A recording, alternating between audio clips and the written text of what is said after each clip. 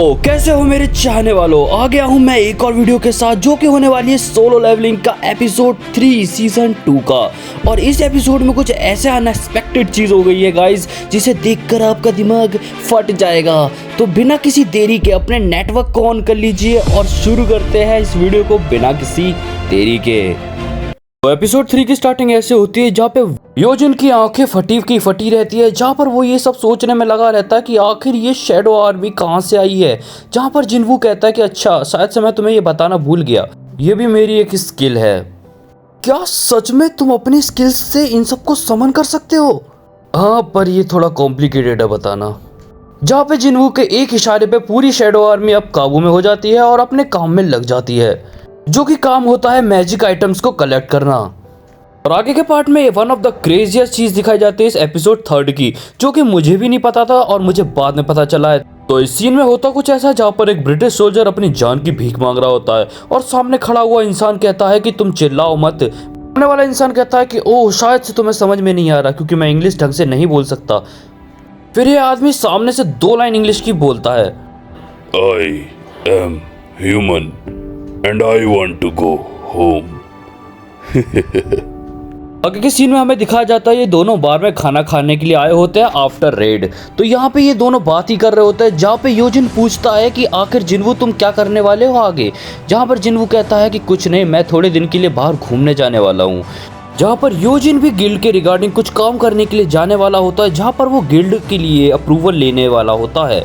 आगे के सीन पे जहाँ पर योजिन कुछ इमोशनली होके सन जिनवू को कुछ बोलता है, जो कि होता है कि मेरा एक भाई है जो कि मेरे साथ एज अ भाई की तरह रहता नहीं है और मैं चाहता हूँ कि तुम भी मेरे बड़े भाई की तरह मेरे साथ रहो।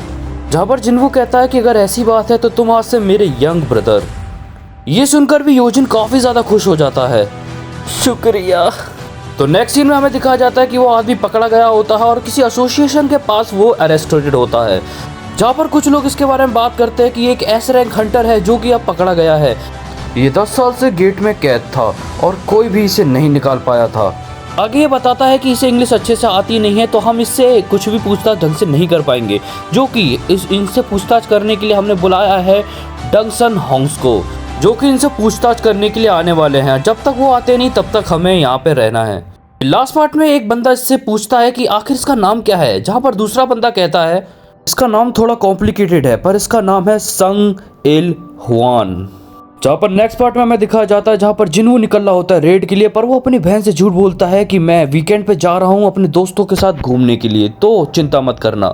जहाँ पर जिनवू सीधा निकल जाता है रेड करने के लिए, जहाँ पर अब सर्विरस से दोबारा लड़ने के लिए सन जिनवू निकल चुका है। जहाँ पर जिनवू सीधा चाबी निकालता है और गेट को ओपन कर देता है और गेट के ओपन होते ही वो पहुंच जाता है एक दूसरी तरफ।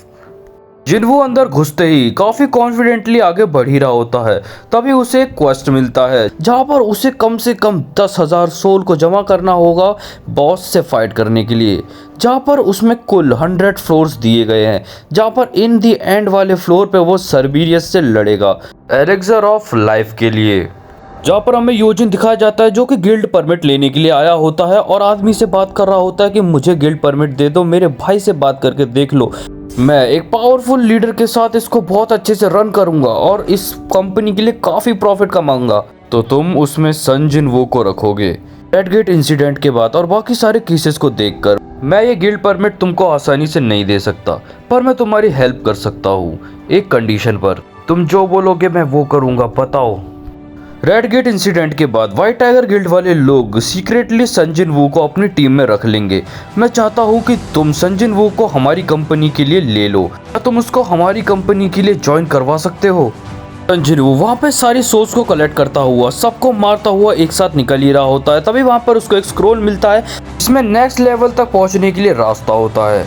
तभी जिनवू आइस बियर जो कि बॉस होता है उसको बाहर निकालता है और सीधा आगे निकल जाता है तेजी के साथ, जिसका वो नाम रखता है टैंक।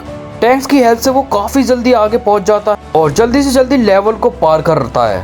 अगले सीन में हमको मिस चा दिखाई जाती है जो कि वहाँ पर स्विमिंग कर ही रही होती है, जहाँ पर एक सीन दिखाया जाता है जहाँ पर चा कि तुमने विंगल एंट के बारे में सभी को अभी तक क्यों नहीं बताया। तभी वहाँ पर गिल्ड लीडर बोलता है कि ये एसोसिएशन का ऑर्डर है कि हम ये सब चीज़ फालतू में पूरी पब्लिक में नहीं बता सकते हैं और हम पे बहुत बड़ी रिस्पॉन्सिबिलिटी है जो कि हम बहुत अच्छे से निभाएंगे। नेक्स्ट पार्ट में जहाँ पर हमें दिखाया जाता है कि सन जिनवू लगातार सारे डीमंस को मार ही रहा होता है और सारी सोल्स को इकट्ठा करता है, खाता है और मारता है। लगातार मारने के साथ साथ वो फाइनली 10,000 सोल्स को कलेक्ट कर लेता है। फाइनली अब बॉस से बैटल के लिए सन जिनवू सामने से एकदम तैयार है और साथ ही में उसकी पूरी शैडो आर्मी अब निकल पड़ी है एक साथ हमला करने के लिए। उस बड़े बॉस को मेरे लिए छोड़ दो और तुम बाकियों पर ध्यान दो, जाओ। फिर दोनों ही पावरफुल टीम आपस में भिड़ जाती है और एक पावरफुल लड़ाई स्टार्ट हो जाती है। सन जिनवू उस मॉन्स्टर को हराने के बारे में सोच ही रहा होता है, तभी वो पलक झपकते ही गायब हो जाता है। जितना वो मोटा दिख रहा था पर उसकी स्पीड काफी ज्यादा तेज होती है। अभी जिनवू उससे डिफेंस करते हुए एक जोरदार पंच देता है जो कि सीधा उसके मुंह पर लगता है और वो घिसटता हुआ आगे गिर जाता है। पर अभी उस बॉस का खेल खत्म नहीं होता, वो एक पावरफुल एनर्जी के साथ दोबारा से उठ जाता है और तेजी से जिनवू की तरफ आता है। आयरन! तभी आयरन की शील्ड की हेल्प से जिनवू अपने आप को प्रोटेक्ट कर लेता है उसके वार से। रुक भी जा, इसके लगातार हमले करने से मैं इस पे वार नहीं कर सकता, मुझे कोई दूसरा प्लान निकालना पड़ेगा। जहाँ पर जिनवू मौके का फायदा उठाकर उसकी गर्दन पे वार करने के लिए कूदता है, पर उसके वार करने से पहले ही वो बीस्ट उसे पीछे धकेल देता है। जहाँ पर जिनवू को पता चलता है कि ये मॉन्स्टर मूवमेंट्स को रीड कर सकता है। फिर जिनवू एक प्लान के साथ मॉन्स्टर को अपने पीछे भगाता हुआ आगे की तरफ लेके जाता है और उसे डिस्ट्रैक्ट करने के लिए बिल्डिंग की तरफ ऊपर छलांग मारकर उसको कंफ्यूज करता है और फाइनल अटैक के साथ पूरी पावर को चार्ज करते हुए उस डीमन की गर्दन को चीरते हुए आगे निकल जाता है और फाइनली उसे हरा देता है। ओ, तुम तो वही मैजिक बीस्ट हो ना जो कि बोल सकते हो, हाँ? मैं तुमको 1000 बार बोल चुका हूँ, मैं कोई मैजिक बीस्ट नहीं हूँ, चाहे तुम डीएनए और कुछ भी टेस्ट कर सकते हो।